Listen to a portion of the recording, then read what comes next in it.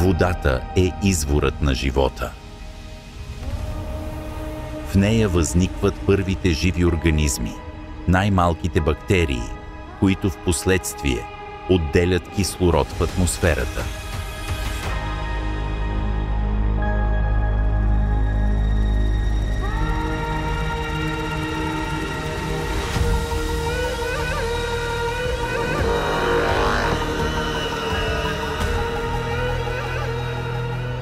Развитието на водата на Земята е тясно свързано с формирането на планетата и еволюцията на нейната атмосфера. Земята се е формирала преди около 4,6 милиарда години от космически прах и газове. В началото е била изключително гореща, а водата е съществувала само под формата на пара. Източниците на водата са били вулкани, астероиди и комети.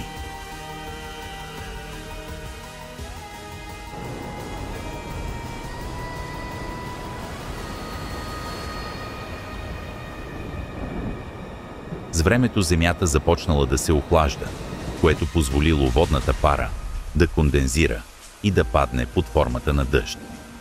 Дъждовете продължили милиони години, запълвайки първичните океани и морета.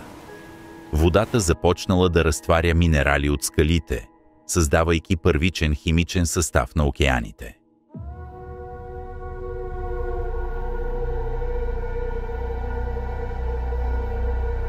Появата на първите океани позволила развитието на хидроложкия цикъл – изпарение, кондензация, валежи.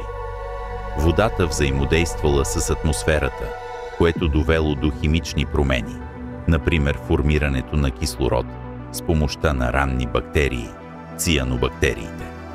Океаните започнали да играят ключова роля в регулирането на климата.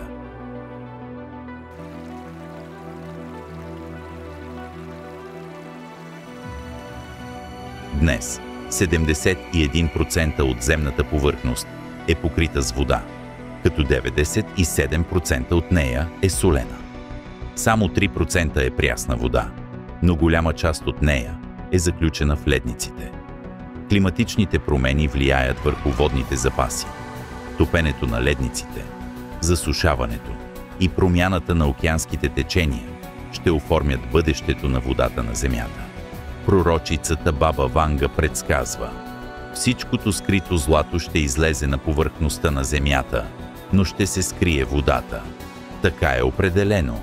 Водата ще стане по-скъпа от черното злато, петролът, а един ден тя напълно ще изчезне.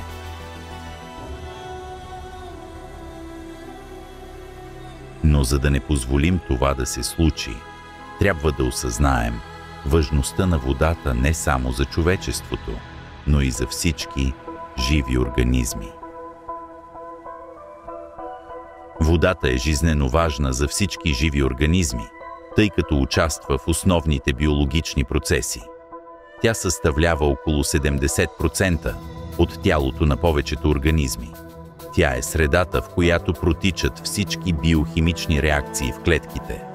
Разтваря хранителните вещества, ензимите и газовете, което позволява техния транспорт и усвояване. Водата може да задържа топлина и да охлажда организма чрез изпотяване и изпарение. В кръвоносната система на животните, кръвта с високо съдържание на вода транспортира кислород, хранителни вещества и хормони. В растенията водата придвижва минерали и хранителни вещества чрез корените и стъблата. Растенията използват вода за фотосинтезата, произвеждайки кислород и енергийни вещества, необходими за всички живи организми. Много организми зависят от вода за размножаването си. Водата е среда на живот за милиони видове, от микроорганизми до риби и морски бозайници. Участва в природните цикли – водния, въглеродния, азотния. Тя не само поддържа индивидуалните организми, но и регулира глобалните екосистеми. Опазването на водата е от решаващо значение за бъдещето на природата и човечеството. Замърсяването, климатичните промени и прекомерното използване водят до водна криза в много региони като Африка, Близкия изток, Южна Европа и Карибските острови. Според прогнози до средата на този век, броят на хората, които ще се сблъскат с остър недостиг на вода, може да достигне 7 милиарда.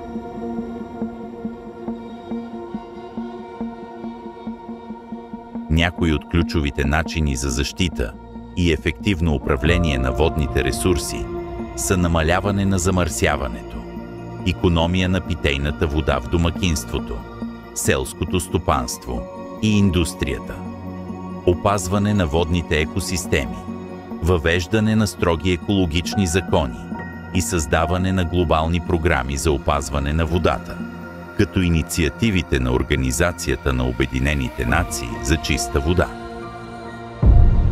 22 март – Световният ден на водата.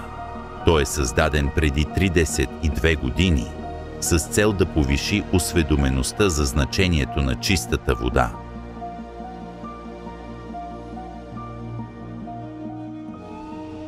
Не знаем стойността на водата, докато кладенецът не пресъхне. Затова пазете водата чиста.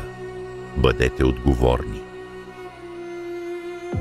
Водата на Земята е резултат от сложни геоложки и космически процеси. Без нея животът, какъвто го познаваме, не би бил възможен. Тя е един от най-ценните природни ресурси и непрекъснато се променя в резултат на естествени процеси и човешка дейност.